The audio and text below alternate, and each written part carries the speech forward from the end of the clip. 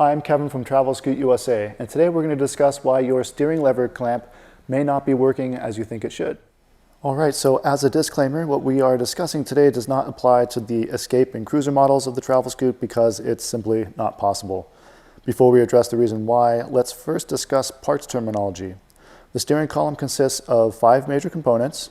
You have the upper steering tube, the lower steering tube, which the wheel attaches to. You have the link tube, which, you guessed it, links the upper and lower steering tubes. This is done by using 2 clamps. You have the steering column clamp and the alignment clamp. The reason why the steering lever clamp isn't functioning properly is that it's on backwards. And let me explain how this most likely happened. At some point, you or an overeager helper lifted up the steering tube, the upper steering tube, and popped it off. Okay, so this came up. And at some point, between the time that you put it back on, the lower steer tube turned around and you didn't even notice it. Between the time it popped off and you put it back on, it did a 180 degrees, and then you put it back on, and now this whole link tube and lower steer tube is on backwards. To fix this, we're simply just going to loosen up the steering column clamp, lift it above the link tube, just like that. Turn the link tube 180, and this also turns the lower steering tube. And then we're going to lower it and put it back on.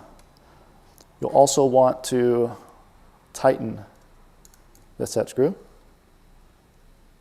And if you can't get it off, that means that at some point you tightened it too much because you thought that that was going to fix your issue and it didn't. So then tighten it and you're all set to go.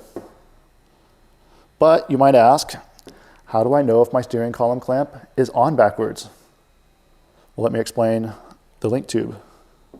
To do so, I'm going to take this off, take my 5mm Allen wrench,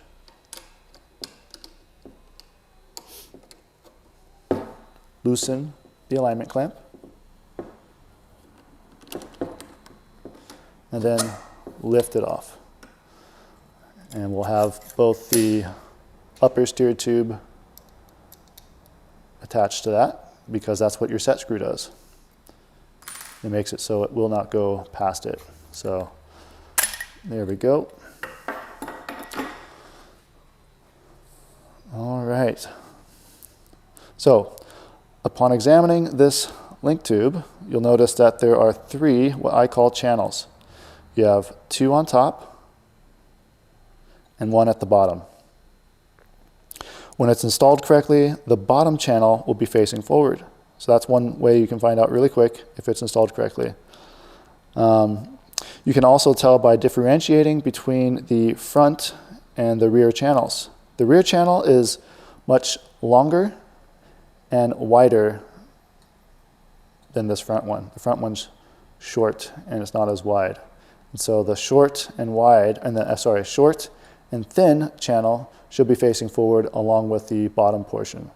If it's not, then you have it on backwards and just go through the steps that we explained in this video. Hopefully this video helped you out. If you have any other questions, you can always email us at usa@travelscoot.com or give us a call at 800-342-2214. Thanks a lot and happy scooting.